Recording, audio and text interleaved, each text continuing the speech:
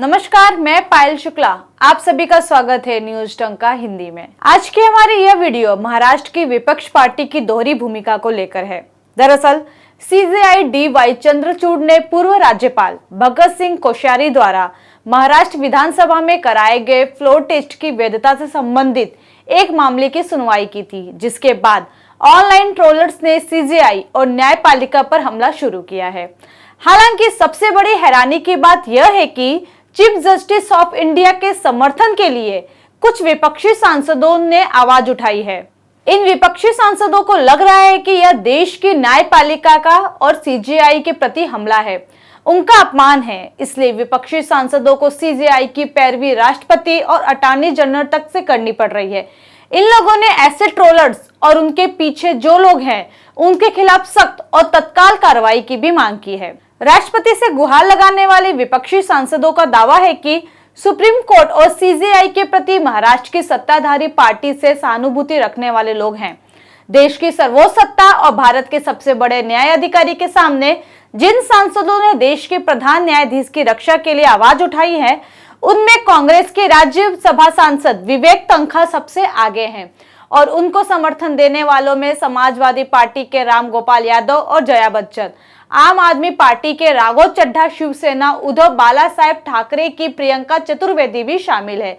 जबकि इसमें कांग्रेस के कई और भी सांसद शामिल हैं, जिनमें दिग्विजय सिंह, प्रमोद तिवारी, शक्ति सिंह गोहिल, इमरान प्रतापगढ़ी, रंजीत रंजन, अमी याग्निक और अखिलेश प्रसाद सिंह शामिल है। पिछले साल जून में महाराष्ट्र की उद्धव ठाकरे की सरकार गिर गई थी। दरअसल शिवसेना के 40 विधायकों ने एकनाथ शिंदे के नेतृत्व में बगावत कर दिया था, जिसके बाद राज्यपाल ने उद्धव सरकार को बहुमत साबित करने के लिए फ्लोर टेस्ट का आदेश दिया था। उस वक्त राज्यपाल के आदेश के खिलाफ उद्धव ठाकरे की शिवसेना सुप्रीम कोर्ट भी पहुंची थी, लेकिन कोई राहत नहीं मिली थी। महाराष्ट्र के गठित नई सरकार के खिलाफ उद्धव गुट सुप्रीम कोर्ट पहुंची थी। उन्होंने विधायकों के बगावत और राज्यपाल द्वारा दिए गए फ्लोर टेस्ट के आदेश को चुनौती दी थी। लंबी सुनवाई के बाद उच्चतम न्यायालय ने अपना फैसला सुरक्षित रख लिया है। हालांकि सोचने वाली बात यह है कि समय समय पर न्यायालय को लेकर विवादित बयान देने से बाज न आने वाले विपक्षी अचानक से न्यायाधीश के इतने बड़े हितैषी कैसे बन गए। विपक्षी द्वारा समय समय पर केंद्र सरकार, उनकी व्यवस्थाओं और जांच समिति पर विवादित बयान दिया जाता है। यह विपक्षी कभी कानून के हितैषी और कभी विरोधी बन जाते हैं। उनके कई उदाहरण हैं, जिसकी जानकारी आज हम आपको यहाँ देंगे। दरअसल कुछ समय पहले सहकारिता मंत्री अतुल सावे ने चंद्रपुर जिला केंद्रीय सरकारी बैंक में भर्ती के आदेश दिए थे, लेकिन मुख्यमंत्री एकनाथ शिंदे ने इस आदेश को स्थगित कर दिया। उसके बाद चंद्रपुर जिला केंद्रीय सहकारी बैंक ने कोर्ट का दरवाजा खटखटाया। कोर्ट ने मुख्यमंत्री एकनाथ शिंदे को अतुल सावे के फैसले को बरकरार रखने का आदेश देते हुए कहा कि उन्हें सहकारिता मंत्री के फैसले को बदलने या फिर से विचार करने का कोई अधिकार नहीं है। कोर्ट के इस फैसले पर मुख्यमंत्री एकनाथ शिंदे ने कोई आपत्ति नहीं जताई, न आलोचना की और न ही कोई प्रतिक्रिया दी।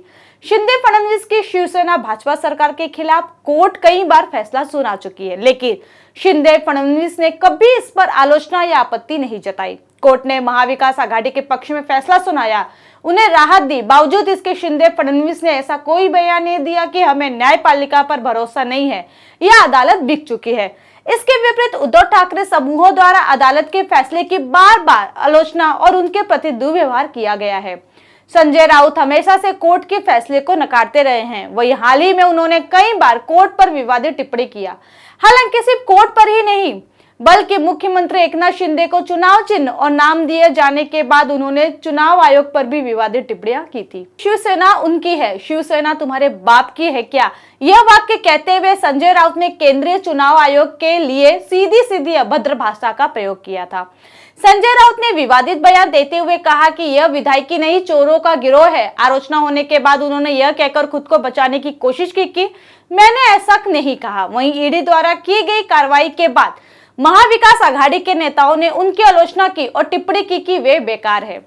महाविकास आघाड़ी और खासकर उद्धव ठाकरे गुट बार बार जांच एजेंसी और अदालतों की आलोचना करते रहते हैं। इसके बावजूद सुप्रीम कोर्ट महाराष्ट्र के सत्ता संघर्ष पर सुनवाई कर रहा है। वे यह कहने में भी नहीं झिझकते कि सुप्रीम कोर्ट ही उनकी उम्मीद की आखिरी किरण बचा है। हालांकि अगर उम्मीद की यही किरण उनके खिलाफ जाती है तो वे सुप्रीम कोर्ट को भी घसीटने से नहीं हिचकिचाएंगे। वे सुप्रीम कोर्ट पर भी अभद्र बयान देने के लिए स्वतंत्र होंगे। ऐसे प्रवृत्ति के लोग न्याय व्यवस्था और जांच व्यवस्थाओं के प्रति लोगों का नजरिया बदल देते हैं। महाविकास आघाड़ी के नेता ये तमाम बयान दे रहे हैं जिससे लोगों का लोकतंत्र पर भरोसा खत्म हो रहा है। महाविकास आघाड़ी की तरफ से इस तरह का बयान देना सख्त गलत है।